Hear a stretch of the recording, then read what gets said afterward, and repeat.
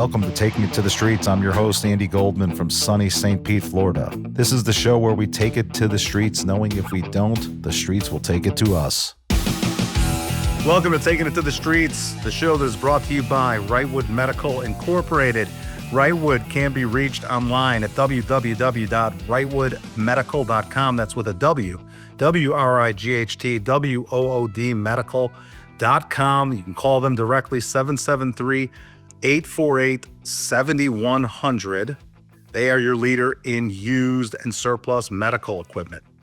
Happy Thanksgiving, Mike. Happy Thanksgiving to everybody out there that's going to be partaking in America's great holiday coming up on Thursday. So I wish everybody a happy Thanksgiving that stood by us. I was thinking about it, Mike.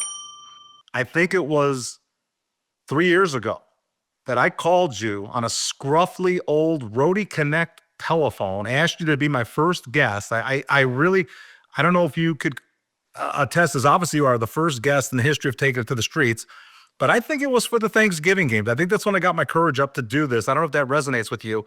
You know, it was on Spotify. I was literally had you on my cell phone and I was shoving you up to the microphone to get you. Does that seem right to you that there's about Thanksgiving? It does. I did it from my office, but I did it from the front and up in the conference room because it seemed more official there. But now that you've made me show my face and reveal all this to the world, I have to do it in my own office now. So, but yeah, it was definitely near the end of the season because, and I had weirdly been hot that year too on my picks in my write-ups. So we'll get there shortly. Mike has been unbelievable. For those of you, again, with just a prelude to our picks coming up shortly, but if you're getting your information from Colin Cowherd, if you're getting your information from the 6-year-old that his sidekick, J-Mac, Nick Wright, Mad Dog, they're not close to 61% on a 36-game sample size ever in the history of their shows. That is a fact, folks. Look it up. We'll get there in a moment with Mike, but that's the kind of year he's burning off for you. And whoever you're getting your information from, that's fine, but just understand, the guy that I'm next to right here is at 61%. We don't have to have selective amnesia here. I decided to take on Colin Cowherd last year, Mike, just for the fun of it, because I was so annoyed that he would not every single week come back and announce who he had and give a year to date. It drove me crazy. I actually happen to like Colin Cowherd. But that particular piece, I said, you know what? Let's just pick a fake fight and take him on. I had a horrible year. I'm having the year I'm having right now, almost to a T. It is a tax write-off year. I was at 49%, but guess what? I picked the right guy to fight. He was at 39%. So now this year, folks, I've stepped up in class. It looks like I've got my hands. It looks like I'm dealing with, for you horse racing guys out there, I'm a bit of a aqueduct, maybe Gulfstream horse. And it clearly looks like I am on the track with a Del Mar or Santa Anita guy. So, Mike, I'm psyched. You've been great. Me kicking the ground. That's how many showing you that I'm actually more Clydesdale than. No way. I won't believe it. You've been awesome. Here's a couple of points, Mike, I wanted to.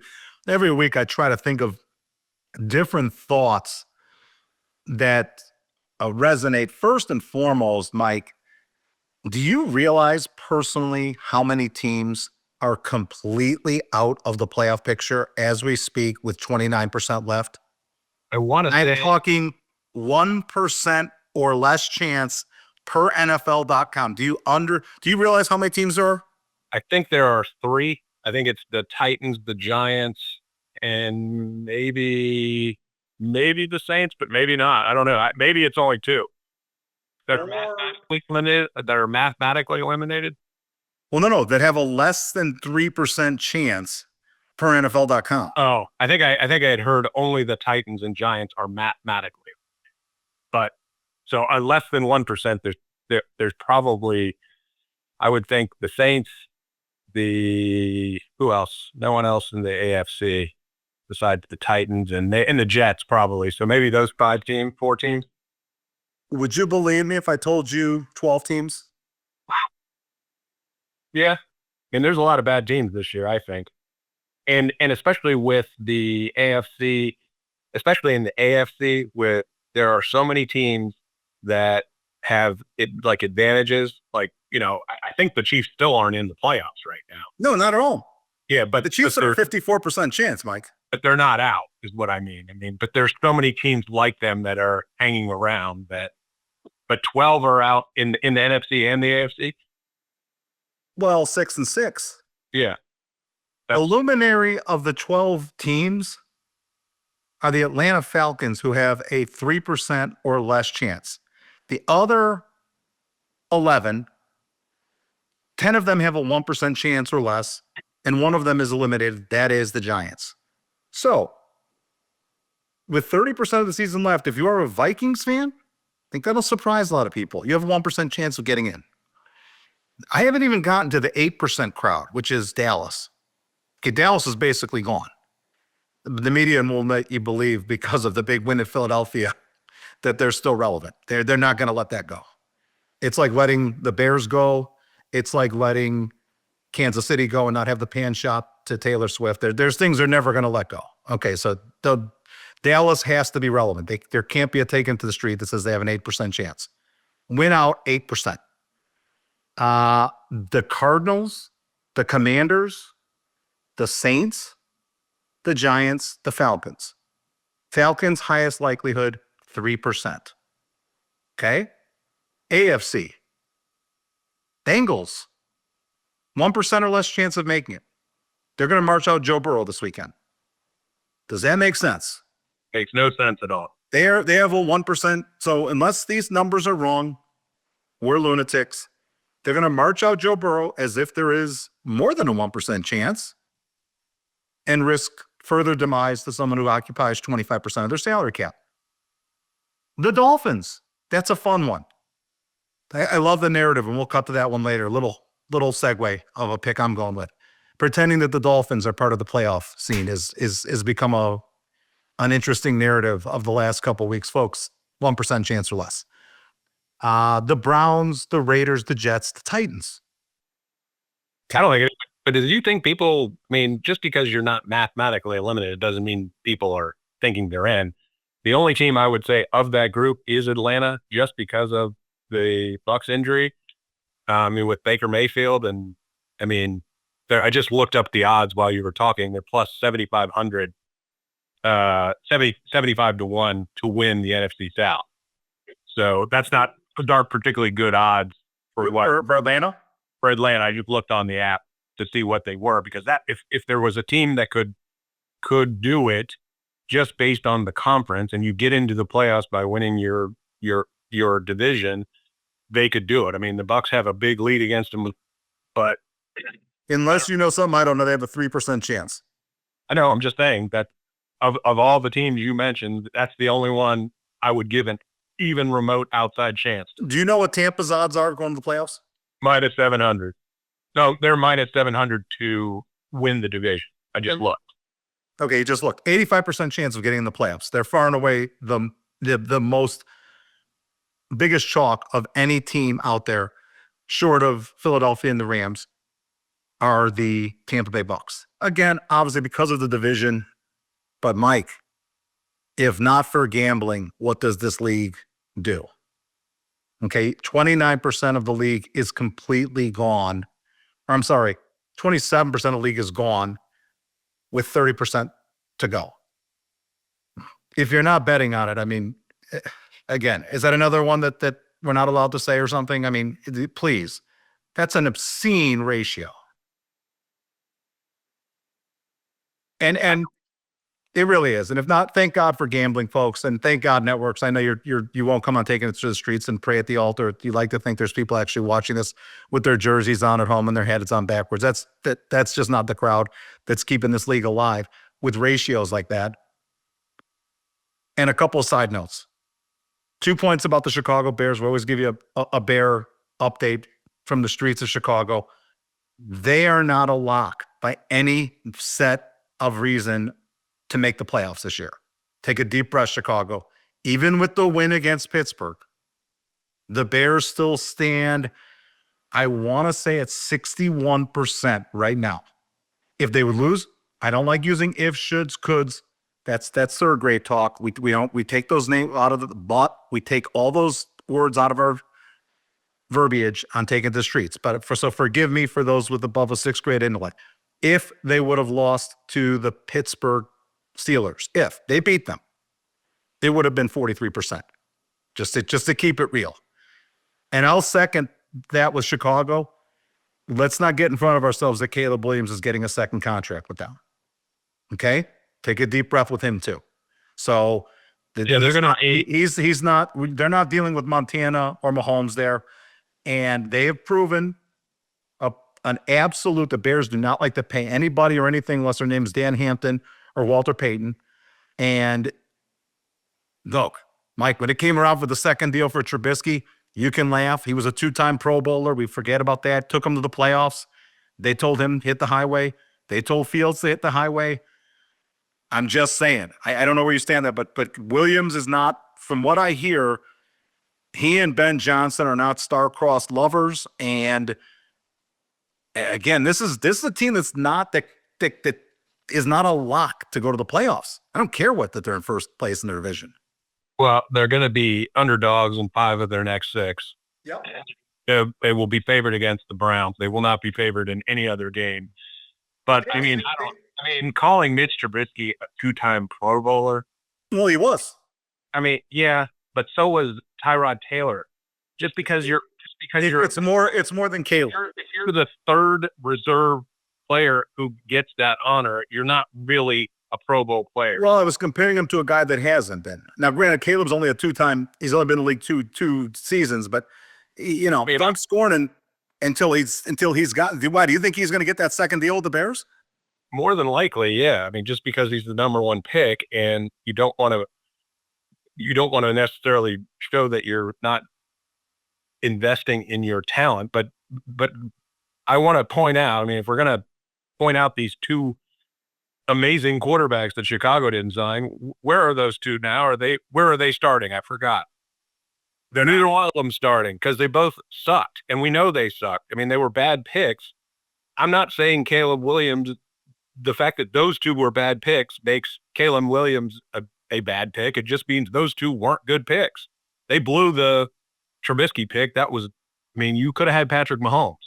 Now, would Patrick Mahomes be Patrick Mahomes in Chicago? Probably not. No. It helped that I don't think Mitch Trubisky would be Patrick Mahomes in Kansas City either, though, or else he'd be starting somewhere. I mean, he's backing up Josh Allen in Buffalo, and the guy. I've already forgotten his name from Ohio State, who was the other quarterback who's with the Jets, who will never start as a quarterback again unless he in a backup capacity. Fields. Yeah, Fields. So I think that saying that those guys mean that Chicago's not willing to pay or they're not willing to do it. I mean, there are a lot of teams. There are way too few quarterbacks for the number of teams there are. There are not 32 quality quarterbacks in the league. To be very honest, there may be less than 16 quality quarterbacks in the league, because a guy like Trevor Lawrence, who I watched last week, and watching that game and having picked the Jaguars to win, there's not a guy that makes dumber throws every single game. I mean, I get on the guy from Carolina because he can't make Bryce Young, but Trevor Lawrence seems to have everything that you want in a quarterback other than a brain. I mean, the 3 or 4 interceptions that he threw were some of the worst decisions that I've seen a quarterback make. I mean, you saw Cohen on the sideline just going, "What F?" Like he was saying, "What are you seeing? You're a 5th-year quarterback. They've got another 4 years of this guy." And if I'm Cohen, I'm not sure that he's going to stick his neck out for him long term. I mean, I don't know how you get rid of him, but you're not getting a 1st-round draft pick for Trevor Lawrence. I mean, but there are so many bad quarterbacks in the league that it's hard for me to to say what the Bears are going to do. I just know that using Trubisky in Fields and saying Trubisky was a true-time Pro Bowler is insincere. He wasn't a legitimate Pro Bowler. He wasn't one of the 3 best guys in the NFC any year he played, ever.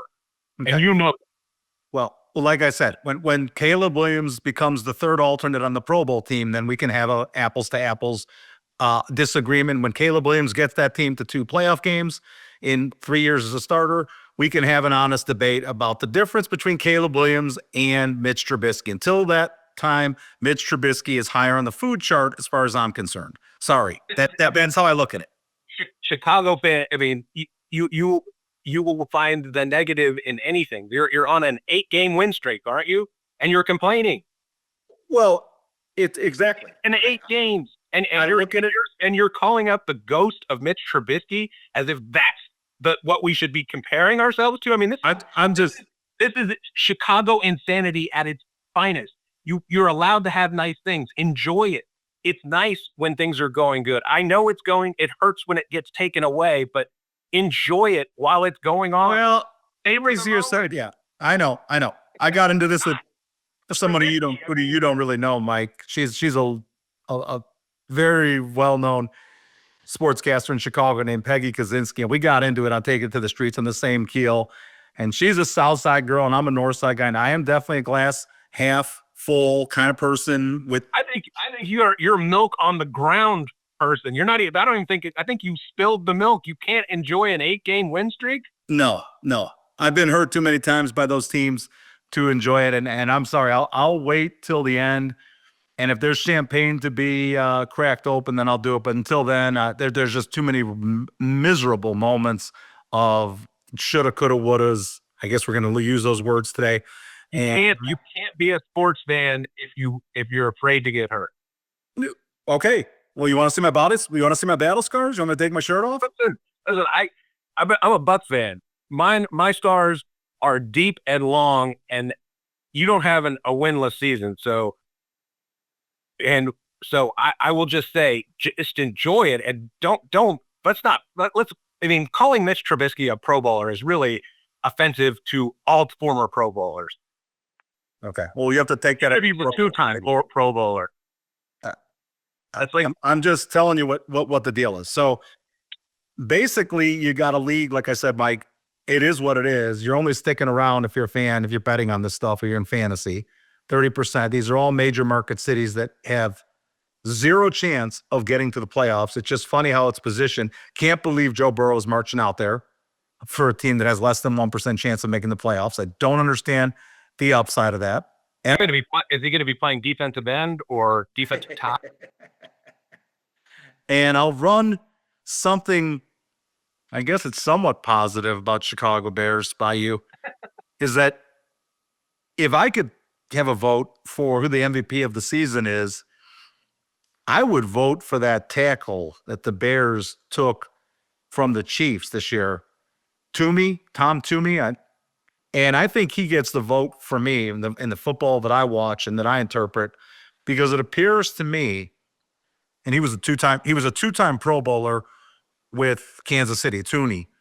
And he's a two-time Pro Bowler with Kansas City. Obviously created what we now know as Patrick Mahomes on some level. He gets the credit there.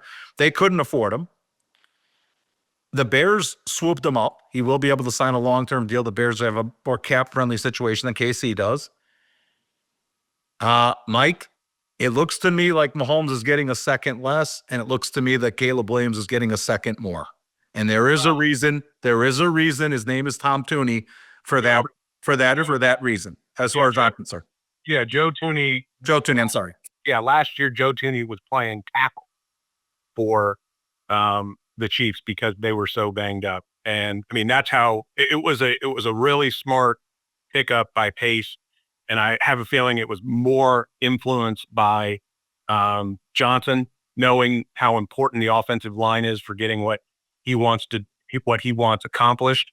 So, I mean, they made that trade, and you bring in a veteran like that, and it teaches guys a couple of things. Teaches them how to prepare, which is important, like understanding hey, look, when this comes up, I mean, I bet I wouldn't be surprised if he's helping the center out with with calls along the offensive line.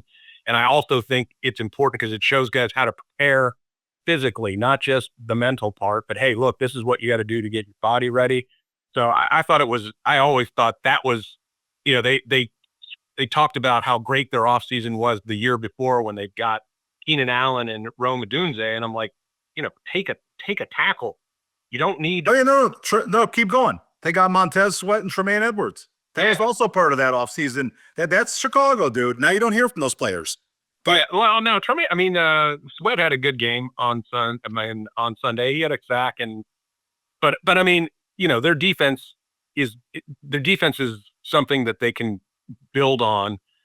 Everything should be about making sure you have the right quarterback, and getting the right offensive line is the best way to figure out if you have the right quarterback. I still think they have way too many assets at wide receiver and not enough invested in their offensive line. But that's where I'm going. I go back to and it will especially be in a very tight, cheap team like the Chicago Bears.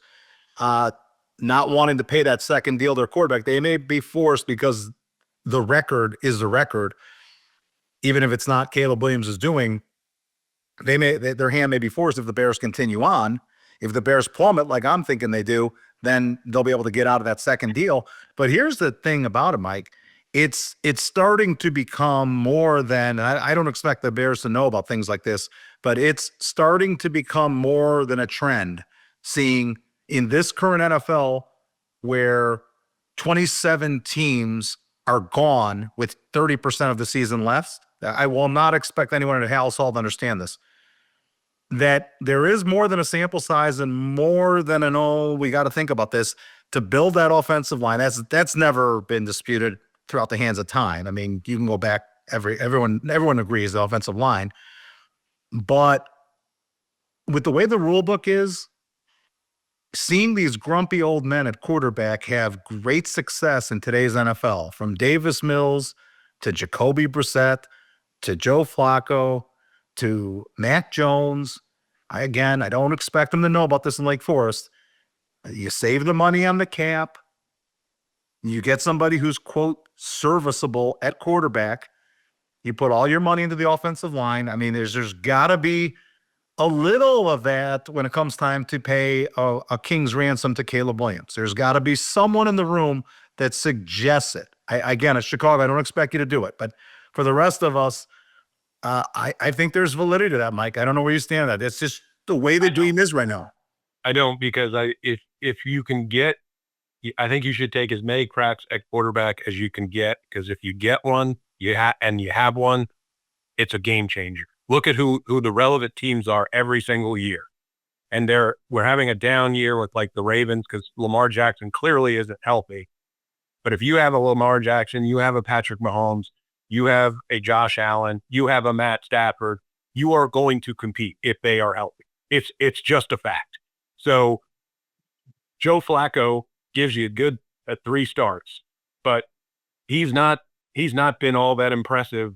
And his record, I mean, statistically, he's great. But so what? If you're not winning games, and it's not all his fault. I mean, their defense is just trash. But if, like Brissett did well for 1 or 2 games, but there's a reason they're back. Mike, it's more than 1 or 2 days. He's got second to Josh Allen numbers right now, as long as he's been in there. What is his record? What is his record? Do we care about so now you care about statistics? You killed Joe Burrow for signing all these guys because he gets statistics. The only statistic that matters at quarterbacks is a W or an L. Right. And he's got more L's than he does. Right. And what about Josh Allen? His wins and losses over the same time as Jacoby's. Remember, Jacoby's not a starter for half the season. So what? And remember, Josh is going to be about 26% of the cap. Jacoby's going to be 1% of the cap. What's Josh got? 1 or 2 more wins? Yeah, and they're going to make the playoffs, and the Cardinals don't have a chance in hell of making the playoffs.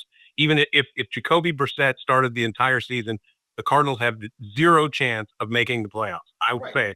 But that's nothing to do with. I mean, Jacoby's doing a great job. You put Josh Allen on the Bills, and you put Jacoby Brissett on the. You put Josh Allen on the Cardinals, you put Jacoby Brissett on the Bills, and I guarantee you, Allen can still get that team to the playoffs. And Brissett can't, because that's how important a good quarterback is. There are not enough good quarterbacks, and unless you have more good quarterbacks, it doesn't that there are 12 to 16 good quarterbacks, and there are average to below. There are guys that carry the team, and there are guys that need the team to carry them. I hear you. Josh, again, Mike, he's going to be celebrating the 30th birthday in May, and they've gone nowhere. So he's gone to the same place that Jacoby's gone at about 26 times the stick. Oh, yeah. How many AFC championship games has Jacoby Brissett played in? He's playing for Cleveland. Right. He's playing for Cleveland and Arizona, and he's playing at league minimum. Oh, okay. So that's why Jacoby Brissett hasn't been to the AFC champions. It has nothing to do with Josh Allen. Okay, it's got nothing to do with Jacoby. I forgot. You thought Mitch Trubisky is a two-time MVP too. I mean, a Pro Bowler. Did I make that up? Yeah, you did, because it's not a true stat. He was a alternate. That is not a Pro Bowler. Being the Pro Bowl alternate because the good players are playing in the playoff and don't want to go to Orlando to play in a stupid exhibition game. Yeah, it's made up. So yes, I disagree with you. When was Trubisky the third best quarterback in the NFC? It was like the COVID era.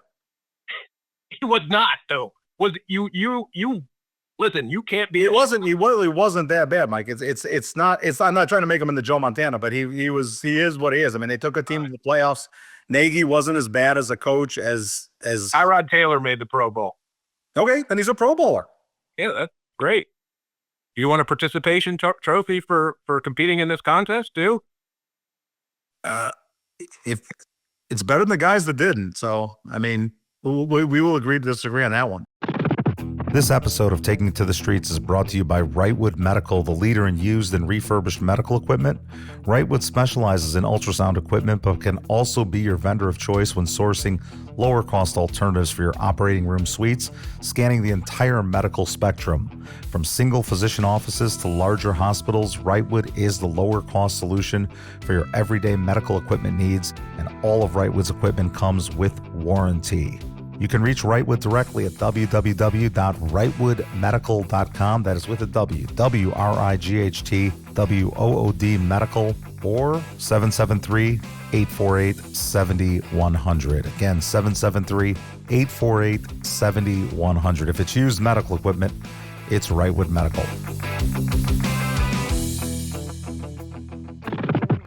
All right, so we've gotten past that stuff.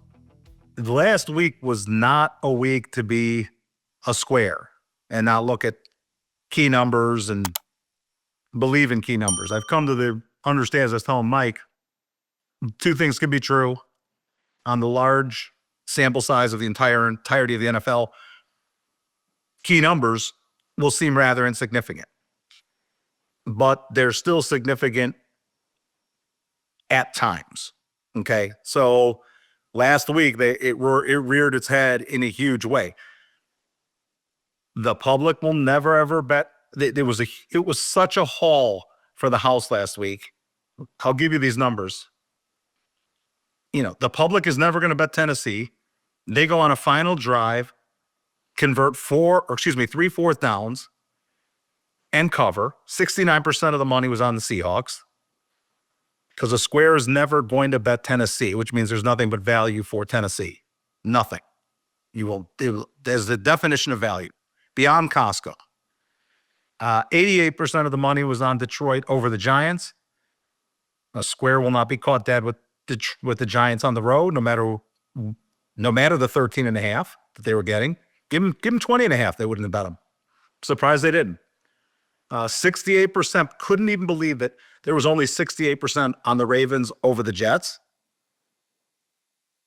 Why would I take 14 with the Jets?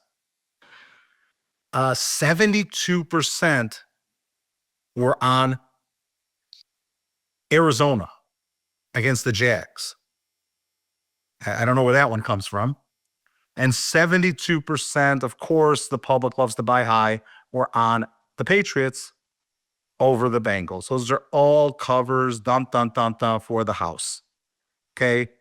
So the key number was at play on every single game I just referenced. and not so much key numbers, but those were all win, no cover. And the Bears and Steelers, if you didn't get that 3 when Mike and I did the show last week, that afforded me a push, because for most of the week after we hit the record end button, that thing went to 2.5. So, and the Chiefs and Colts. So that is a ton of games where the line came into effect. Just a point of fact. So with that said, we got a guy here that is 61% to date through 36 games. That's through 12 weeks. Every single week, folks. He's been I would like to point out, I'm the squarest of all the Bears, so I don't look at the numbers at all. So I do it totally different than Andy. So I am here for my square brethren, but I did go 3-0 last week. Square as can be. That's fine. And I'm probably not square, but the numbers are better for Mike this season thus far. So take it for what you want. Mike is 61%. I'm 48%. We give you full disclosure here. If you think those numbers, Mike's numbers are insane. So with that said, let's turn the mic over to Mike and run with it, Mike. Who do you got this week? Well, I'm going back to a team I do not like, only because of the schedule matchup. And I saw enough from the Jets last week to tell me that I'm not afraid of them. I don't think that Kirk Cousins is a huge downgrade from Penix, because I don't think either one of them is particularly good. I'm hoping that they get Drake back, because Drake is a huge advantage. He won against New Orleans. The reason I took the Falcons when I think almost everybody was on the Saints, I kept hearing, was getting nervous. So I listened to other people talking. They're like, oh, got to go on the Saints, right? The Falcons are done. And the Falcons have, I would say I would be more conditioned to go against the Falcons if they still had their first round draft pick. They've got everything to play for. There's no tanking that's available to them. The worse job they do, the better job they do for the Los Angeles Rams, because their GM is a moron and traded for a next year's first round pick. But I've got it at -2.5. The Jets gave Baltimore a good game. I don't know what I'm getting week in with week out with Baltimore, because I don't think Jackson is healthy. And if he's not effective as a runner, I think you can shut him down. Tyra, I don't think the Ravens defense is actually as good as the Falcons defense. Their defense is starting to play better. I think they're second in DVOA, even though they gave up 30 to the Panthers, who no one should ever give up 30 points to the Panthers. But I like the Falcons. It's under a field goal. The Jets just don't scare me, and I think the Jets have excuses to lose. So that factors into sort of what I'm thinking on that pick.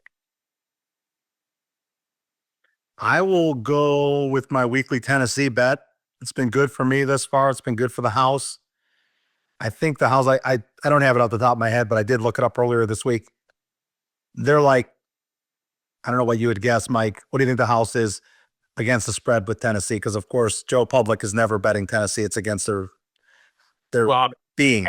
I will say I do know that who was their coach, the guy from Cincinnati who they fired, his dad, the offensive line coach. I've already forgotten him because he was Callahan. He was 0-19 or against the spread. So you got to factor in, since he's gone, I have a feeling that they've covered a number, but he did not. He wasn't even covering games. That's how bad Callahan was. They were, I think they're 2 under, maybe 1 under for the season, which is a very huge moneymaker. Might sound bad to you folks. It's a huge moneymaker because we have to factor in one thing, that usually 80% of the money is against them. And of the 80% that the house is going to collect on a team that might be 1 game under, they're going to add 10% juice to it. So they have been a massive moneymaker for the house. So have the Jets. Okay, same kind of thing. So I will take Tennessee plus 6.5 over Jacksonville. Jacksonville's in every other week for me. So just don't like Jacksonville in this spot against Tennessee. Wish it was 7, don't we all? but I'll accept the 6.5, and I will take Tennessee plus 6.5. Thank you, Tennessee, for the 3 4th downs last week. Let's keep it rolling. Lose to the Burger. Is the lose cover express. It looks like there's 65% chance of rain there as well, which helps you out. Why won't people bet Tennessee? I mean, I understand. Is it the record? Are they that stupid that the record really they equate the record to the point spread? And the answer is yes to that. I mean, is that really that big of a deterrent? I think they just, I think the Titans are a talent poor team, and I don't think that they are. I don't know that Cam Ward is as bad as he looked, and he has played against some of the best defenses in the league. He's played against the Broncos. He's played against the Texans, I think, twice. So that actually failing in those situations, I think, helps him. And Trevor Lawrence will do at least 4 stupid things during this game, so you have that to look forward to.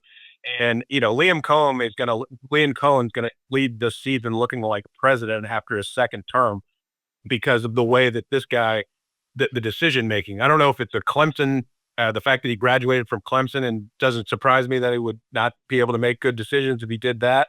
But it's unbelievable that a guy I mean, I watched that game last week and I was just like, I deserve to lose this. I feel like he's trying to lose the game. So I don't disagree with you on going with the Titans there, but I can also see if Jacksonville can get the ball rolling again, because they got Tootin back last week, but they didn't give him a ton of carries, and he's starting to take over. I happen to agree with you, Mike. I gave you a long-winded spiel at the beginning of the year. It was something that I actually was correct on this year. I gave you that long-winded speech about Liam Cohen, that Jacksonville's really live this season, that they're going to hit that over-under. They're going to be over. I think it was 7.5. They're going to make that easy. I don't like the way they've looked for the last 5 weeks. I watched Jacksonville. They're wrong there. They're going to make people happy that saw it at the beginning. There is Liam Cohen can coach. I'm not going to give the story again. He's a hungry coach. I like his backstory, but there is something wrong. The game against Arizona didn't feel right. The last one, it's just a lot. They give off a bad stink, this team, that they're much further away. And a lot of it is, like you say, on Trevor Lawrence. A lot of it is that he's bad. And it is funny that if you ask people in Jacksonville, they point the finger at every other play. It's Brian Thomas's fault. It's at some point, you've got to be the winning quarterback. You're designated as the franchise quarterback. Either carry us or show us that you can. And he's week in and week out showing he can't, in my opinion. So I'm with you. There's something amiss in Jacksonville. There really is. All right. Well, my next one, I'm going with the Broncos in DC.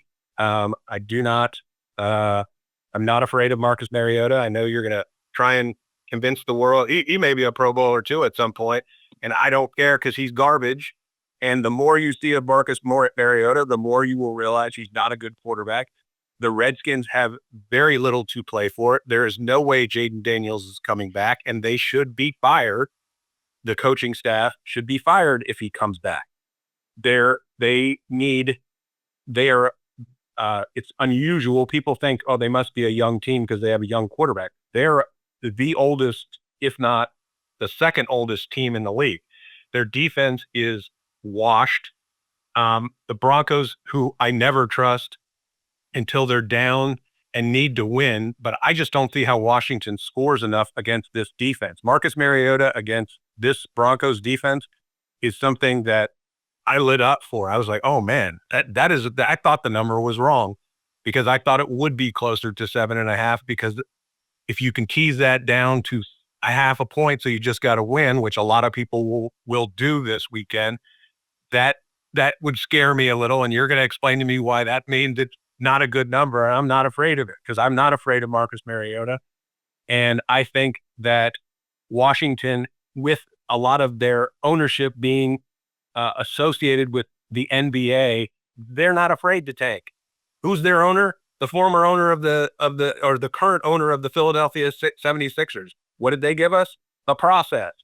So I have a feeling that Washington is actively trying to keep games close, but if they don't win, they're not gonna worry about firing the coach or getting rid of the locker room. So that's why I took the Broncos this week. I think Peyton's heard about how Nix isn't a good player, and this is where they know they can get to 10 wins and be the only 10-1 or 10-2 team besides the New England. So I'm taking the Broncos at Washington.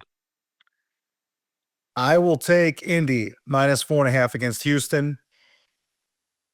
Houston played their eyeballs out, so admirable in that Buffalo game on Thursday night. It's the second part of the mini bye for them. You'd think I'd like that kind of spot. I despise the spot. Despise even more that it opened at 3.5 and immediately got bet up to 4.5. So I love Houston.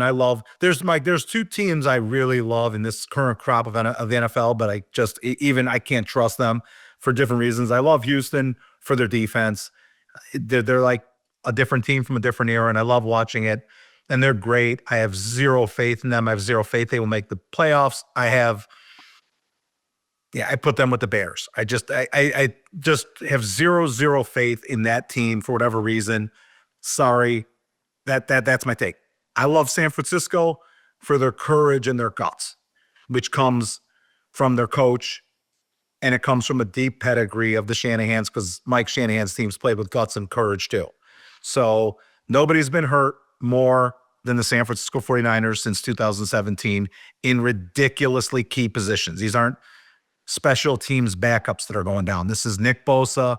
This is Fred Warner. This is Brandon Ayuk. This is Brock Purdy. This is all in one season. Bye-bye to Debo before the season starts, and for whatever reason, they're 7-4. Here we go. Look like a lockdown. So I love the courage, and nobody can play the injury card more than Kyle, and he doesn't.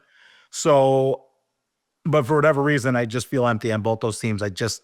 So with that said, I'm going to take Indy. It's not a team I like either, but it's a spot I like off the loss at Kansas City. Watching that Kansas City Indy game, I could not, it boggles the mind how many touch, personal foul, roughing the passer calls that Mahomes gets. This league is absolutely dying to get the pan shot during the playoffs to Taylor Swift. They're going to do everything. 2 weeks back, they marked Denver's, 3rd and 8, a yard and a half behind. I had to get it respotted, and thank God gave them the call. They were more than willing to give that ball in the change of possession over Kansas City last week.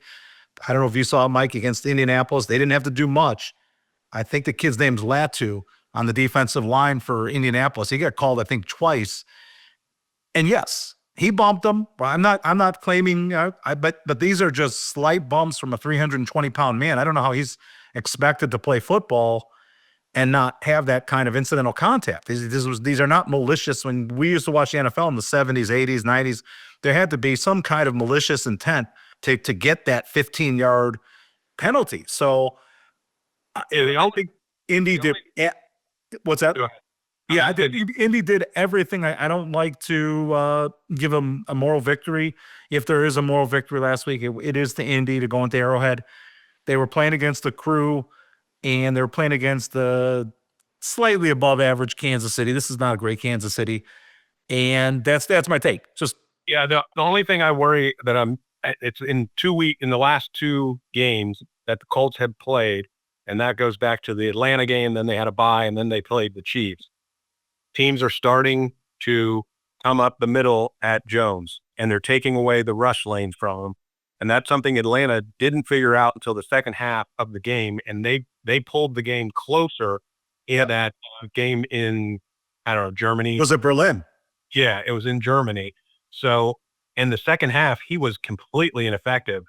So that would be the only thing that scares me. But you're right about the Texans is, the offense, they're finding ways to win just by being absolutely dominant. Oh, the game against Buffalo was unbelievable. I mean, they were lights out. Buffalo, Mike, I don't know if you saw, remember that game. Things happen. So they converted, if you remember down the stretch, was that a 4th and 22 to keep it going? Yep. So there's something in the back of my mind that if you look at a lot of what the Colts have done at the beginning of the year, it may be padded a little. You know what I mean? Like they're I could agree. starting now. That would be my only hesitation, because I looked at that one too, and I was like, because I don't even know if Stroud's playing, but that was one I looked at. And so my last one, I took Bills -3.5 against the Steelers. I I've got the mini buy. It's your favorite thing in the world, so I'm taking my mini buy, and it's only 3.5 points. The Steelers defense is not, and I want to repeat this. This is not the steel curtain that your dad grew up with. No. This team is getting pushed around, Right.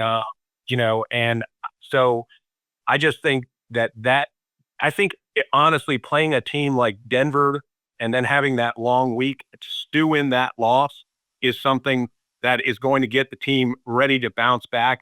I don't think the Steelers are necessarily a team that is legit. I mean, if they were in a different a different division outside of the AFC North, which is just garbage now, and you never used to be able to say that, but there's not a good team in there. They're the NFC South of the AFC.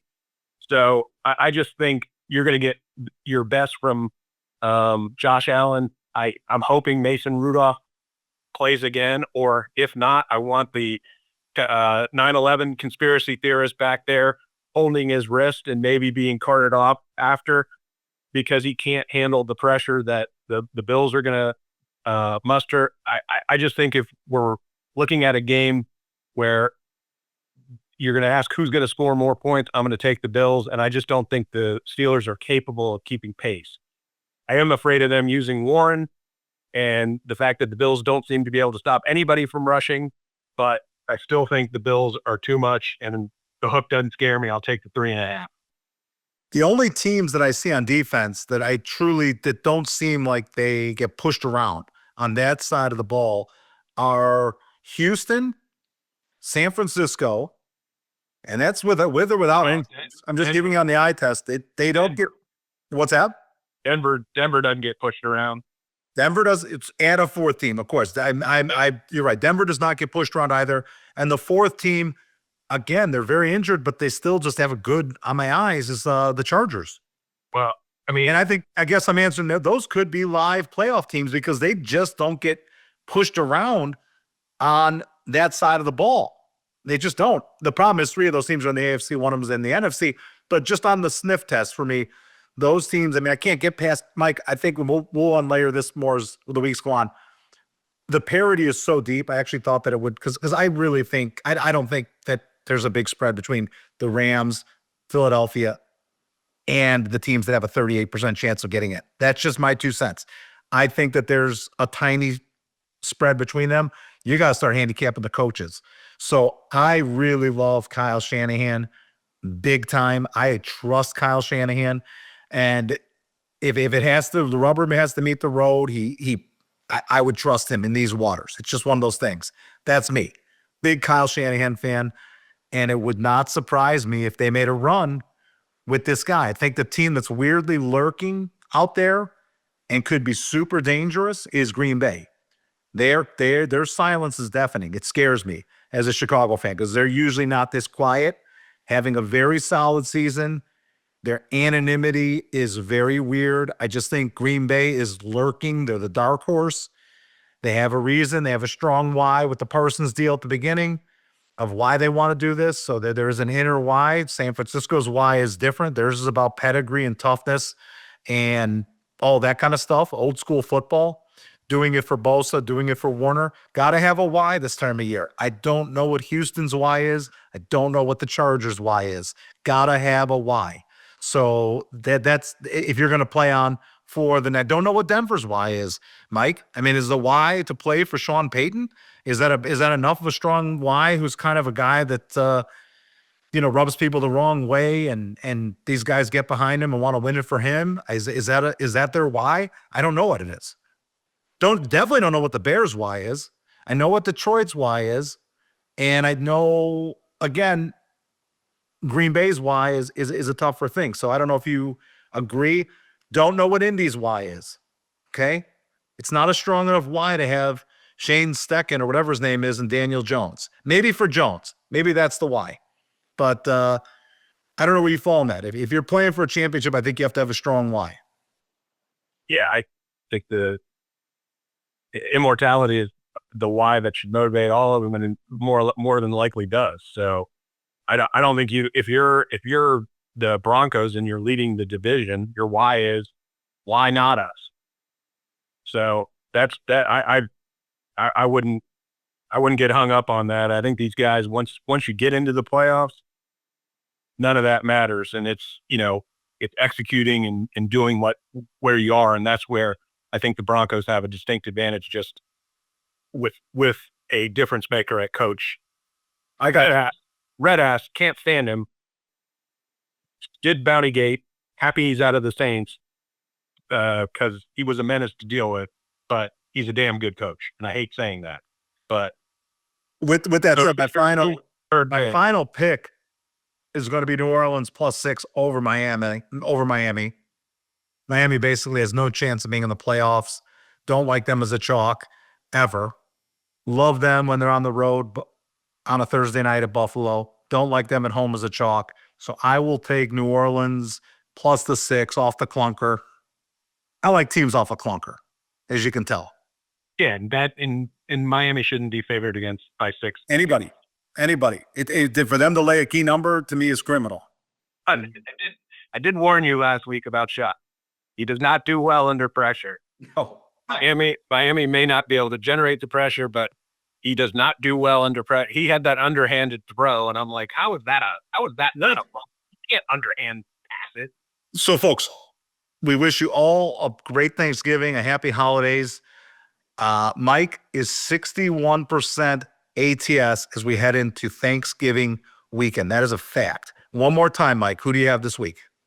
I threw him away. Hold on 1 second. Atlanta was one of them. Atlanta. I took the Atlanta -2.5. I took the Broncos -6.5, and I took the Bills -3.5. The Square Bear rides. 61%. There's no one you're listening to. It's 10% to that. 48% for me. Tennessee +6.5 over Jacksonville. Indy -4.5 against Houston. New Orleans +6 over Miami. Folks, we'll see you on the other side of Thanksgiving. Have a great one. And thanks for listening and taking it to the streets.